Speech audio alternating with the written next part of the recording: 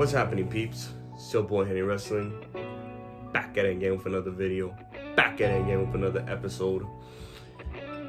We're gonna talk about, it's a long time coming, but we're gonna talk about Dark Side of the Ring, Chris Benoit. This was like the first episode last year. I know we have Dark Side of the Ring season 3. I'm gonna try to get to it. I'm really gonna try to get to it.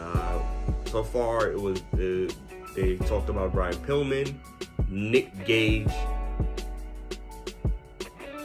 Nick Gage or Nick Cage? I think it's Nick Gage.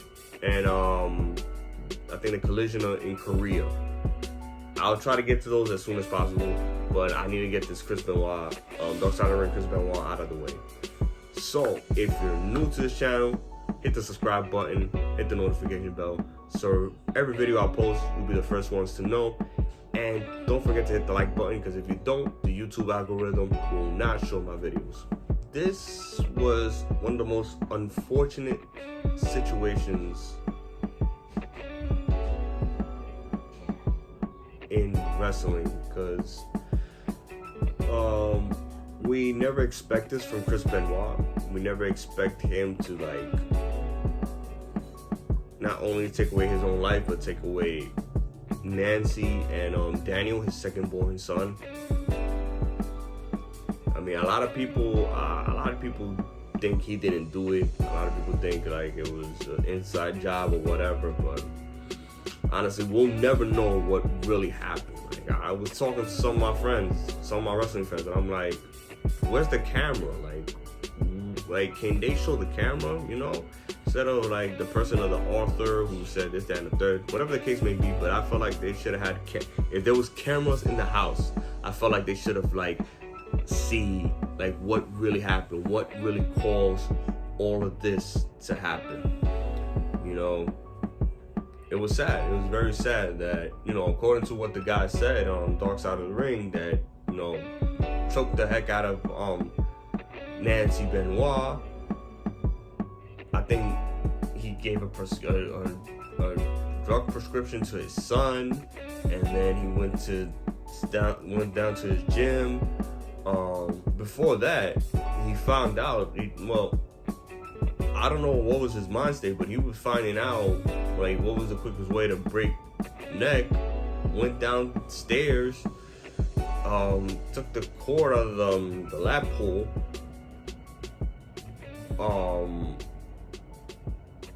I think he put more weight on that machine. I don't know what he did, but he just yanked that and then committed suicide. Like, that joint, it was crazy. It was really crazy. Like, I don't know what was his mindset at that time. We'll never know. We'll never know what was his mindset. What caused all of this? What caused him to do all of this? We'll never know. If you were to ask me what was the issues, because Sandra, who is Nancy sister, she said the drinking, the stress in the body, concussion, the passing of Eddie, everything together kind of caused this. But in my opinion, two things hurt Benoit in those times. First, I'll say, one, we'll talk about passing Eddie Guerrero, but the second one will be concussion. And I say that because, let me tell you something. Vince McMahon should be paying Chris Nowinski the money, because I'm gonna tell you something. If it wasn't for him stepping up and taking the initiative, I think wrestling would not exist to this day. Chris Nowinski was a former WWE wrestler.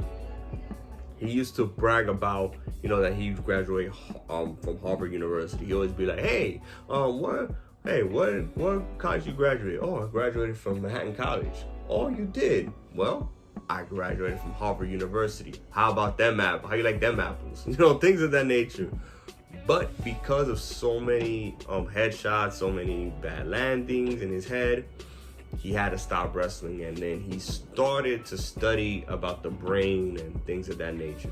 So Vince McMahon gotta be giving him money, because I'm telling you this right now, if it wasn't for him taking the initiative, if it wasn't for him calling Benoit's father and Benoit's father picking up the phone. Wrestling with United says we will not hear about NXT. We will not. New Japan would have been done. We will not hear about MLW. AEW would not exist. I would not be wearing this clean sleeveless hoodie. We would not be having meet and greets. All of that stuff would have been gone because of what this man did. Well, because of what Chris Benoit did. So Chris Nowinski spoke. He had a conversation with Chris Benoit, and Benoit asked, Benoit said to him, I heard you writing a book about concussions and stuff. And he asked him how many concussions Nowinski had. And Nowinski said, more than he could count. He asked Benoit, and Benoit, I forgot what Benoit said, but we know Benoit had a lot of concussions because of the headshots and the flying headbutts and all of that. I think Benoit gave number to Chris Nowinski, and they wanted to have a conversation, but according to what Chris Nowinski said, Benoit and Nancy had like a heated argument. So Benoit had to close that, and then since then they haven't spoke. I think this one hurt Benoit the most, and as the passing of Eddie Guerrero. These two were best friends after working so much with each other in New Japan. Benoit was known as, I think, Pegasus Kid, and Eddie was known as the something Tiger. And everybody, wrestling fans, Vicky, Dean Malenko, all these people, they were hurt. And Chavo Guerrero were hurt at the passing of Eddie Guerrero, but no one felt so much pain than Chris Benoit. Chavo Guerrero spoke about this in the documentary. I think it was a 2-episode. Chavo spoke about this, and he spoke about that. There was times, I think, in the meeting and stuff, that Eddie Guerrero would speak, and all of a sudden he just like kind of pass out or kind of go to sleep. They was planning to go work out in the morning, and the hotel workers called Chavo and said Eddie did not respond to the wake-up call. So they went to Eddie's room. They broke in because the door was locking and everything. Chavo sees Eddie Guerrero with his undies, I think laying flat down, trying to revive him, and wow, literally passed away in the arms of Chavo Guerrero. Like literally, like he was. I think Chavo said that he was gurgling and stuff, trying to wake him up, but he passed away in the arms of Chavo Guerrero. Benoit was devastated when he found out. Vicky had a hard time. And I have to give a shout out to Nancy, because if it wasn't for Nancy, we won't know where Vicky would be and her children too. And Vince McMahon, as much as he has done bad things, I gotta give him a shout out too. I think he helped Vicky at that time. So I have to give him a shout out. Listen, we all do something good in our lives, so I have to give him a shout out for that as well. But have it not been for Nancy and Vince and everyone else helping helping her since the passing of Eddie Guerrero, I think none of us would be her, because I met her in March of this year, and also her daughter. So shout out to Nancy, Benoit, shout out to Vince for the help to get her back on her feet, and now she's in AEW, and I hope and I wish nothing but success for Vicky, and may that she continue living life, because I know that's what Eddie would want. And what I heard from Vicky was that, you know, during that time that Nancy was helping Vicky, Benoit would go visit. He would go to the side of the bed that Eddie would sleep, grab the pillow and cry for hours.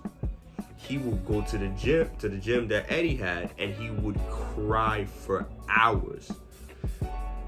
I just felt like that was the two things that really hurt Benoit: concussion and passing of Eddie and concussion. I felt like those were the two things that really hurt Eddie. I mean, not Eddie, excuse me, Chris Benoit. And everybody is begging to put Benoit into the WWE Hall of Fame. I hate to say this. WWE is a public figure, I believe. That's how you say it.